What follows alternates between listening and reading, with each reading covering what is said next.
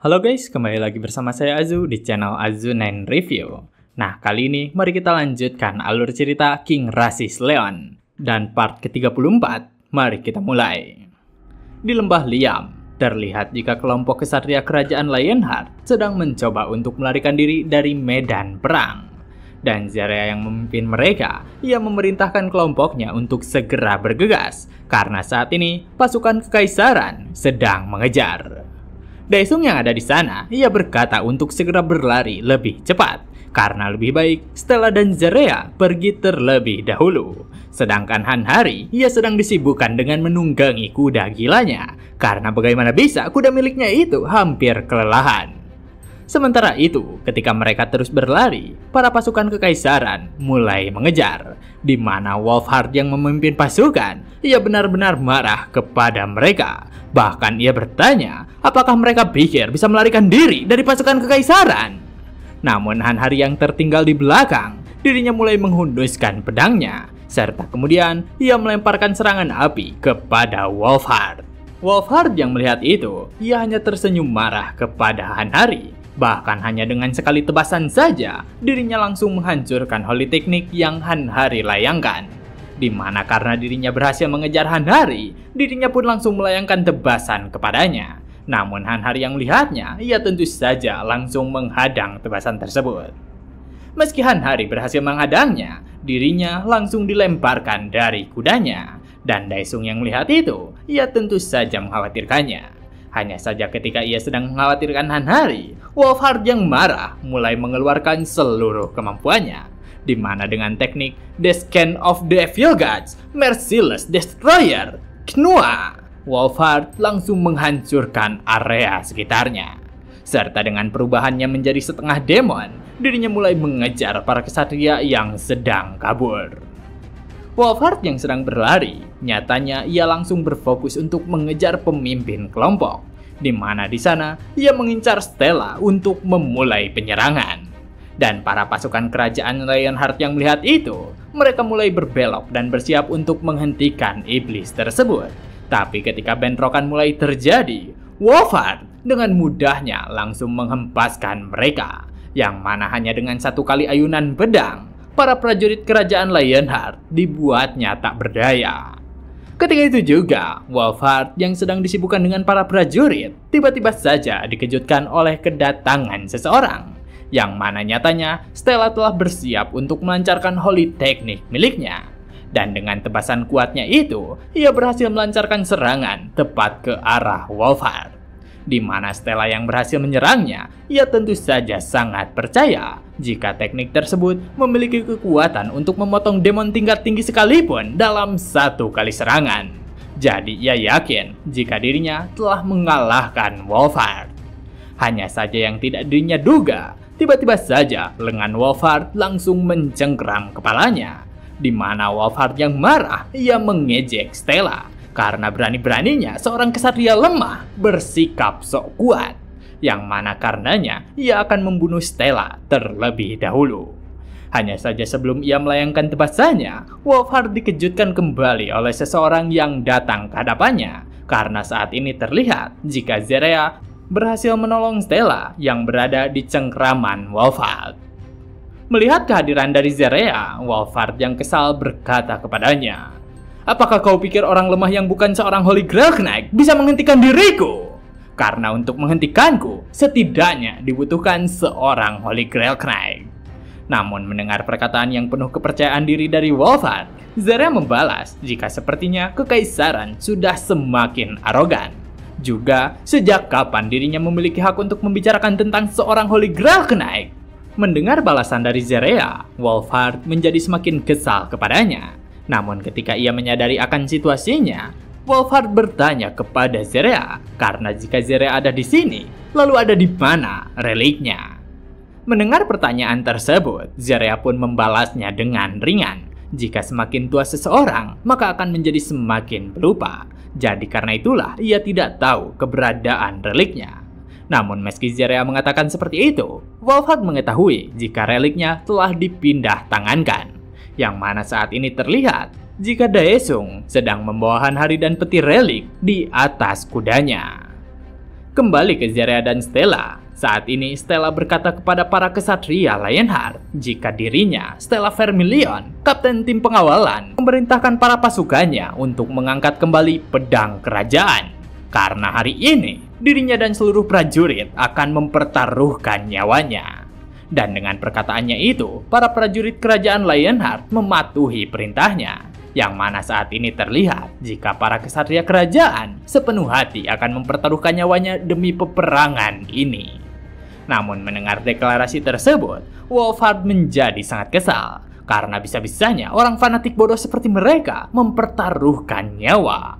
Yang mana ia merasa jika para kesatria kerajaan Lionheart hanyalah anjing para dewa. Dengan kemarahannya itu, Wolfhard langsung menghancurkan pijakan tanah menggunakan kekuatan miliknya. Bahkan saat ini terlihat jika medan pertempuran bergoncang dengan hebat. Yang mana satu persatu para prajurit kerajaan Lionheart, mereka semua dengan mudahnya ditebas habis oleh Wolfhard. Bahkan Wolfhard menganggap jika mereka hanyalah sekedar hewan ternak yang sedang menunggu hari penghakiman. Melihat pembantaian seperti itu, Stella dan Zerea mulai bergegas untuk menghadapi Wolfhard. Di mana saat ini terlihat jika Zerea mulai menghunuskan pedangnya. Hanya saja sebelum ia bisa menebaskan pedangnya, pedang besar milik Wolfhard langsung menghantam tubuhnya. Di mana dari itu jugalah Wolfhard membanting keras Zerea ke bawah tanah. Serta kemudian ia menginjaknya dengan penuh hinaan. Karena bagaimana mungkin Zerea yang bukan seorang Holy Grail Knight bisa menghadapi dirinya. Melihat hal tersebut, Stella mengkhawatirkan Zerea. Namun di saat yang bersamaan, Wolfhard langsung melemparkan tebasan ke arah Stella. Yang mana saat ini terlihat jika Stella terhempas cukup jauh. Tapi ketika Wolfhard sedang menghadapi Stella, tiba-tiba saja Zerea kembali bangkit. Bahkan dengan kebangkitannya itu, ia berhasil mengimbangi kekuatan milik Wolfhard. Zerea yang telah terbangkitkan, tubuh miliknya berubah kembali menjadi lebih muda, yang mana nyatanya ia telah diberikan berkah untuk kembali ke tubuh primanya. Namun melihat jika Wolfhard sangat sulit untuk dikalahkan, Stella berkata kepadanya tentang berapa lama lagi waktu yang mereka miliki. Di mana Zerea berkata jika itu semua sampai momen di mana hidup miliknya diambil kembali oleh sang lady. Beberapa waktu berlalu, terlihat jika saat ini Wolfhard masih berdiri dengan tegak. Sedangkan Stella yang ada di medan pertempuran, dirinya telah kelelahan dan kehabisan tenaga. Yang mana dari itu jugalah Wolfhard berkata jika sepertinya Zerea merupakan satu-satunya ksatria yang tersisa di medan pertempuran. Bahkan meski wujud aslinya ada di tempat ini, Zerea tetap saja takkan bisa untuk mengalahkan dirinya. Zerea yang mendengar itu, ia membalas kepadanya jika dirinya sendiri penasaran tentang kenapa sang dewi malah memilih manusia yang tidak berdaya ini. Tapi meski dirinya penasaran, yang perlu ia lakukan saat ini adalah menghadapi Wolfhard. Di mana bagi seorang Holy Grail Knight, mereka merupakan orang yang mendedikasikan seluruh hidupnya untuk memenuhi tugas dari sang dewi. Karena kehidupan mereka merupakan bunga indah yang mekar di tengah-tengah keyakinan yang tak terhitung jumlahnya. Kehormatan yang mempesona seperti itulah yang menjadi tujuan dan impian miliknya. Dengan itu jugalah Zerea mulai memfokuskan untuk mengerahkan seluruh kemampuannya. Meski setiap orang berkata jika itu merupakan hal yang mustahil, meski mereka mengatakan jika mimpi miliknya merupakan pesan dari para dewa untuk menyerah, tapi sebagai seorang kesatria, ia selalu menghadapi hal-hal yang mustahil untuk digapai, di mana dirinya tidak membutuhkan validasi dari orang lain untuk tantangannya sendiri. Bahkan tidak pernah berpikir jika itu merupakan cobaan yang mustahil dicapai. Karena pada akhirnya, ia berhasil menggapai hal yang mustahil. Hingga akhirnya, sang dewi mimpi dan kematian menatapnya dengan senang. Dengan apa yang dilakukan oleh Zerea, sang dewi memberikan berkahnya kepadanya. Bahkan saat ini ia memberikan tugas kepadanya untuk majulah dan hadapi hal yang mustahil itu. Yang mana dengan kemampuan yang melampaui ruang dan waktu, Zerea yang merupakan makhluk fana diberikan keberkahan untuk menggunakan sesuatu yang abadi. Karena saat ini, si bodoh yang menyanyikan akhir senjanya ditakdirkan melampaui kefanaan dan meraih kemenangan. Beberapa waktu berlalu, terlihat jika pertempuran telah berakhir, Dan Wolfhard yang ada di sana, ia berhasil selamat dari pertempuran tersebut. Yang mana meski ia selamat dalam pertempuran itu, nyatanya ia mendapatkan luka fatal di sekitaran lehernya. Wolfhard yang berhasil bertahan dari pertempuran sebenarnya tidak menyangka jika dirinya hampir kalah menghadapi seorang bocah kesatria. Karena jika dirinya tidak berubah ke bentuk demon, sudah dipastikan jika ia akan mati di tangannya.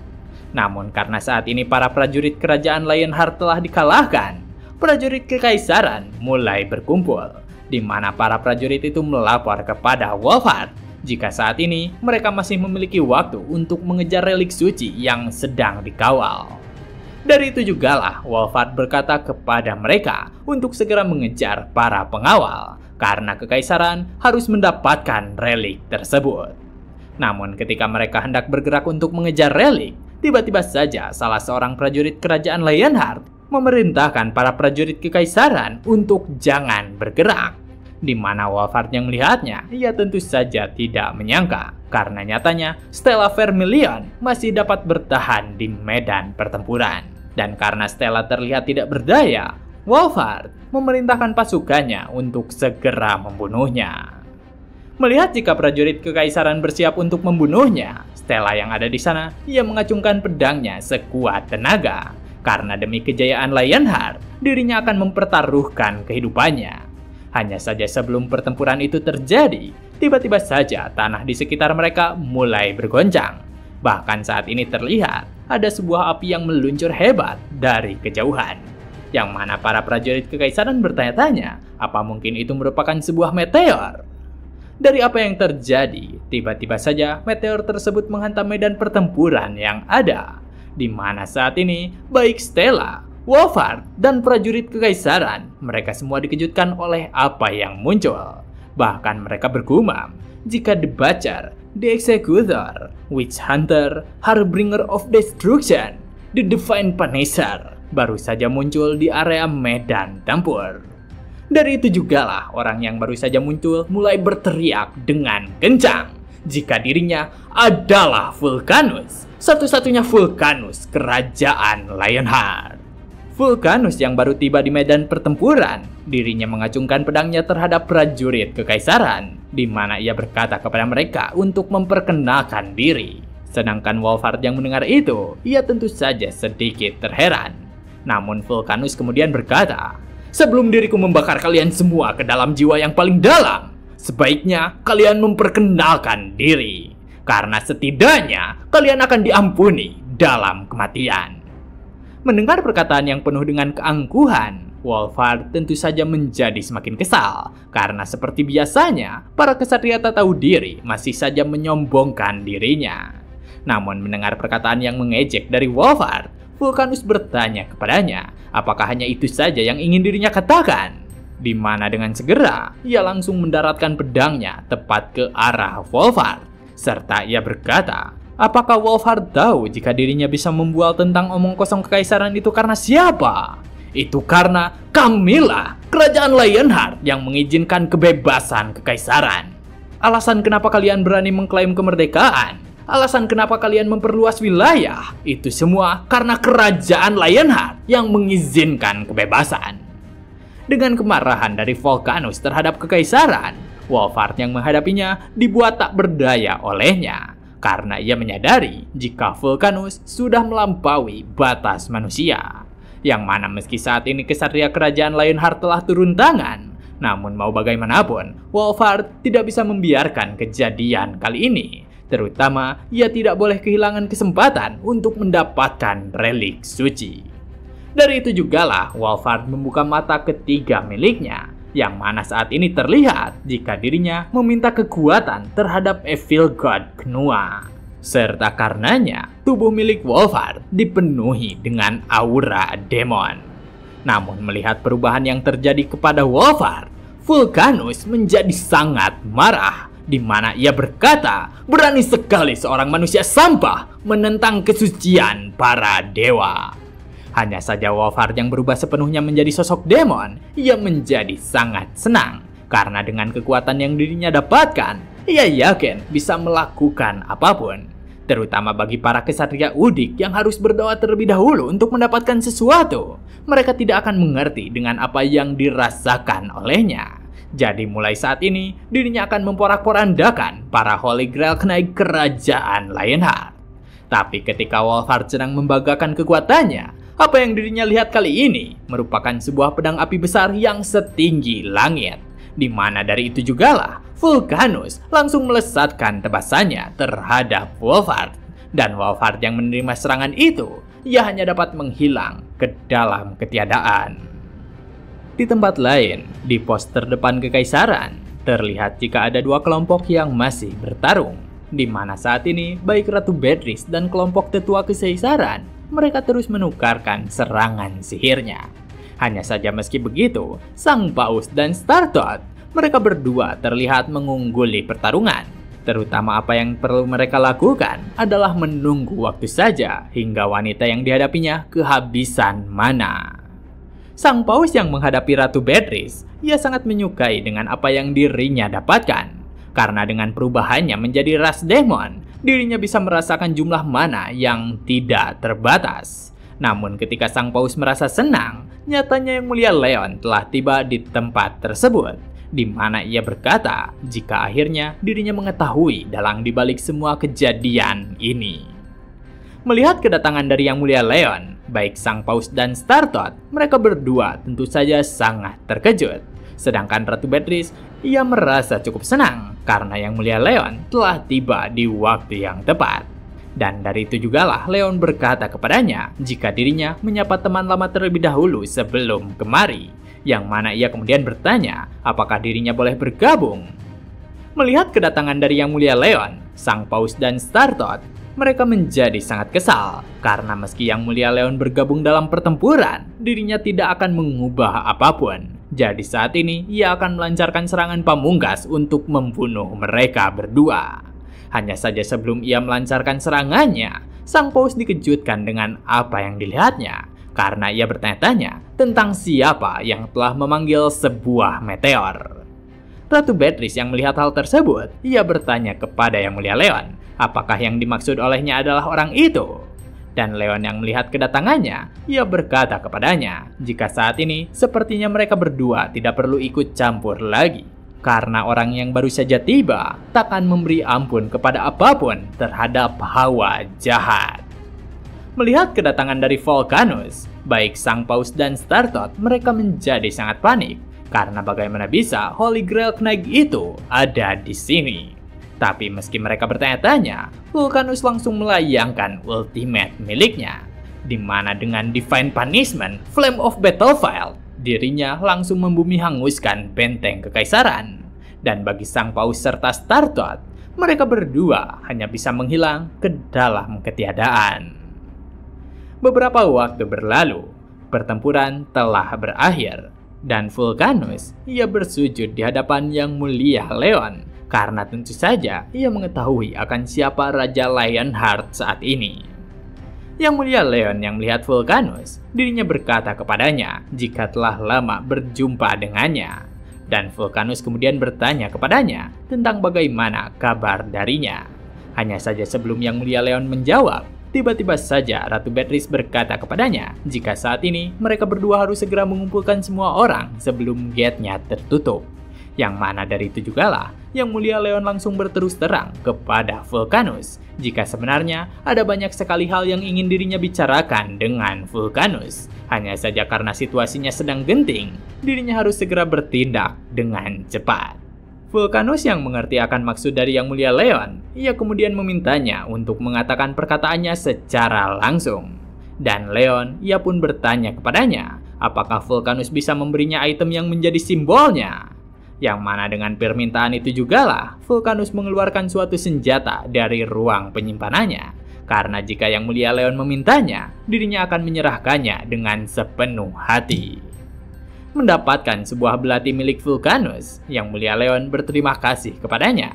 Serta karena semua urusannya telah selesai, ia pun mengucapkan selamat tinggal kepadanya. Juga ia berkata jika dirinya pasti akan bertemu lagi di suatu hari nanti. Karena meski dirinya meninggalkan Vulcanus seperti itu, tapi tentang Vulcanus sendiri, dirinya tidak ada di dalam Paradise of the Gods, yang mana Leon yakin jika Vulcanus masihlah hidup. Beberapa saat kemudian, di depan pintu gate, terlihat jika prajurit Guild Pantheon telah berkumpul di sana. Dan Han-Hari yang sedang memperhatikan sekitar, ia merasa senang dengan kedatangan dari Yang Mulia Leon. Karena setelah beberapa saat mereka menunggu, Yang Mulia Leon dan Ratu Beatrice akhirnya telah tiba. Melihat jika para prajuritnya sedang berkumpul, Yang Mulia Leon tentu saja merasa cukup senang. Namun ketika ia memperhatikan Yapi, dirinya menjadi cukup terkejut. Bahkan ia bertanya-tanya apakah Yapi baik-baik saja. Tapi mengalihkan hal itu, Daesung yang sedang membawa harta relik, ia berkata kepada Yang Mulia Leon jika ini merupakan reliknya.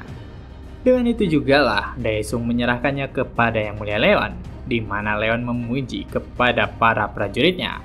Serta karena saat ini harta relik ada di tangannya, dengan segera Leon langsung membukanya. Bahkan saat ini terlihat jika benda yang ada di dalam kotak harta sangatlah menyilaukan. Namun Leon yang memperhatikan relik tersebut, ia sekarang dapat mengetahui jika relik yang hilang merupakan sebuah sarung pedang. Serta karenanya, ia memerintahkan para prajuritnya untuk kembali ke bumi. Beberapa waktu berlalu, di Guild Pantheon, Daratan Naju. Terlihat jika saat ini ada seseorang yang baru saja tiba ke tempat tersebut. Yang mana nyatanya, nona cantik yang baru saja tiba, ia adalah Park Sojin, salah satu appraiser dari Asosiasi Hunter Korea. Ia yang baru saja pertama kali ke Guild Pantheon dibuat kagum oleh arsitektur di sekitarnya, karena Daratan Naju telah menjadi tujuan wisata. Namun ketika ia memikirkan tentang adanya sebuah item epic di Guild Pantheon, siapa juga yang bisa menolak demi melakukan tantangan tersebut? Dan Sojin yang sedang memperhatikan sekitarnya, ia akhirnya dapat menemukan sebuah pintu masuk ke dalam Guild Pantheon, yang mana di sana terlihat jika Yapi sedang memalak para hunter yang ingin melakukan tantangan. Dengan itu jugalah Sojin mendekati Yapi serta bertanya apakah dirinya merupakan Tuan Yacht Spinner. Dan Yapi yang memperhatikan Sojin, ia dapat langsung mengenalinya karena manajer Park Sojin merupakan seorang appraiser dari Asosiasi Hunter. Mendengar hal tersebut, Sojin menjadi cukup senang karena siapa yang menyangka jika Yapi akan mengenalinya. Namun di sana Yapi lanjut mengatakan jika setiap orang yang bergabung dengan Asosiasi Hunter dapat dirinya ketahui, karena nyatanya ia terhubung dengan data milik Asosiasi Hunter. Dari itu jugalah Yapi menghubungi Yang Mulia Leon terlebih dahulu, yang mana ia meminta Sojin untuk menunggu sebentar. Tapi karena Sojin sedikit penasaran, ia bertanya kepada Yapi apakah dirinya bisa melihat palusir Geofreak. Di mana Yapi kemudian berkata jika Sojin ingin melakukan tantangan, maka biayanya adalah 5 jutawan. Mendengar hal tersebut, Sojin merasa jika itu merupakan biaya yang sangat mahal. Tapi Yapi kemudian kembali berkata, karena Nona Sojin berada di barisan kedua dalam kepemilikan aset, biaya tantangan jadi 500 ribuan. Yang mana karena diskon tersebut, Sojin menjadi sangat senang, karena ia tak menyangka jika diskonnya sangatlah besar. Hanya saja ketika ia menyadari jika diskon tersebut karena faktor kepemilikan aset, Sojin menjadi sangat terkejut, karena bagaimana bisa Yapi mengetahui data kepemilikan aset miliknya. Dari itu jugalah Sojin mengurungkan niatnya untuk melakukan tantangan, karena saat ini dirinya merasa tertekan dengan rahasianya yang diketahui oleh Yapi, yang mana akhirnya ia pun berjalan masuk ke dalam Guild Pantheon, dan tentu saja untuk langsung bertemu dengan Yang Mulia Leon. Ketika Sojin memasuki pintu masuk utama Guild Pantheon, tiba-tiba saja ada seseorang yang langsung memanggilnya. Di mana Sojin yang mengetahui jika itu merupakan Han-Hari, dirinya langsung menengok ke arah sumber suara. Hanya saja ketika melihat Han-Hari yang menggunakan kostum badut miliknya, Sojin tak dapat menahan tawanya terhadap Han-Hari, karena saat ini Han-Hari benar-benar lucu. Mengalihkan obrolan tersebut, Han-Hari pun bertanya kepadanya, apakah Sojin akan melakukan appraisal item? Yang mana jika memang itu tujuannya, Han-Hari menawarkan dirinya untuk mengantarnya langsung ke hadapan Yang Mulia Leon. Dan dengan perjalanan itu jugalah, baik Hanhari dan juga Sojin, mereka berdua langsung ke ruangan milik Yang Mulia Leon, di mana saat ini terlihat jika Yang Mulia Leon sedang bersama Ratu Beatrice. Sojin yang melihat kedua sosok yang sangat menawan, ia merasa jika hawa kebangsawanannya terasa sangat pekat. Namun ketika dirinya terpana oleh sosok Yang Mulia Leon dan Ratu Beatrice, Leon pun bertanya kepadanya, apakah Sojin merupakan orang yang diutus dari asosiasi? Dan dari itu jugalah Sojin langsung memperkenalkan dirinya dengan penuh hormat. Yang mana dari kedatangannya itu, Leon pun memerintahkan Hanhari untuk segera membawa item yang perlu diperlihatkannya. Beberapa saat berlalu, terlihat jika Hanhari telah membawakan item yang perlu dinilainya, di mana Sojin yang memperhatikan item-item tersebut, dirinya benar-benar terkejut karena ia merasa jika item-item itu terlihat sangat berharga. Di antara item yang ada, 2 item yang berharga merupakan kapak besar milik Orc Champion dan ikat kepala Pure Concept. Namun yang lebih berharga dari kedua item itu adalah Vulcanus Ritual Dagger, di mana belati tersebut merupakan ranking legendaris dan merupakan item yang telah ditanamkan api Divine Flame di dalamnya. Hanya saja meski Sojin telah memeriksanya, sayangnya appraisal miliknya telah gagal, karena beberapa fungsi yang dimiliki dari belati tersebut tidak aktif karena kerusakan akibat perang yang panjang. Namun meski Sojin telah menilai barang-barang tersebut, akhirnya Hanhari membawakan item terakhir yang perlu dinilainya. Dan ketika Sojin membuka peti harta itu, kilauan cahaya yang menerangi seisi ruangan mulai terpancar dari kotak tersebut. Karena nyatanya, item tersebut merupakan sebuah item dengan ranking epic yang bernama Scrubber of Ricard the Lionheart. Mengetahui akan item tersebut, Yang Mulia Leon dengan segera mengeluarkan pedangnya, di mana dengan pedang yang telah dirinya keluarkan, sarung pedang yang ada di dalam kotak mulai beresonansi dengan pedang. Yang mana di saat itu jugalah sarung pedang mulai melayang terbang, serta kemudian bergerak secara pelan ke arah Yang Mulia Leon, hingga akhirnya itu bergabung dengan pedang tersebut. Yang Mulia Leon yang memperhatikan pedangnya, ia dapat membaca tulisan kuno yang ada di atas sarung pedang, di mana tulisan itu berkata, atasi kesulitan dan raih bintang, bertindak dengan keberanian, menegakkan keadilan bahkan jika langit runtuh sekalipun, cinta yang mempunyai gemerlapan seperti bintang, membuat takdir bersinar terang. Ratu Beatrice yang mendengar perkataan dari Yang Mulia Leon, ia bertanya kepadanya tentang kata-kata apa yang dirinya katakan, di mana Leon kemudian menjelaskan jika itu merupakan pepatah yang ditinggalkan oleh Lionheart pertama, kata-kata yang ditinggalkan untuk Lionheart di masa depan. Dengan itu jugalah Leon berkata kepada Ratu Beatrice serta kedua orang lainnya untuk sedikit menjauh terlebih dahulu, yang mana saat ini terlihat jika Yang Mulia Leon berdiri tegak di atas balkon ruangan tersebut, serta ia kemudian berkata dengan tegas, sebagai Lionheart ke-15, aku, Lion Dragonia Lionheart, penerusah dari Lionheart pertama, sebagai manusia utusan para dewa, diriku meminta keputusan dari Reli.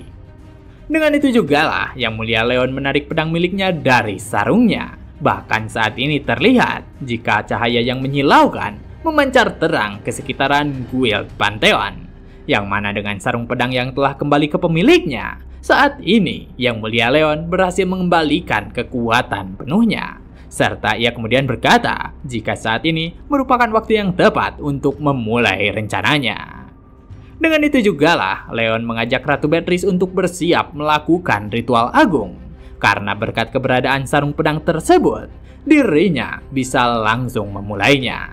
Dan Ratu Beatrice yang mendengarnya, ia tentu saja mematuhi perkataannya, yang mana saat ini dirinya memahami dengan maksud perkataan dari Yang Mulia Leon. Sedangkan Yang Mulia Leon, ia akan membentuk gelar kesatria terlebih dahulu.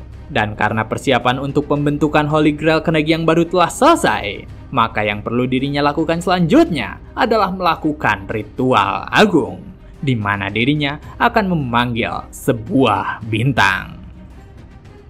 Dan begitulah part kali ini telah selesai. Jangan lupa like jika kalian suka dengan konten yang kami bawakan. Serta terima kasih banyak kepada kalian semua yang telah menonton video kali ini. Saya Azu, dan sampai jumpa kembali di video selanjutnya.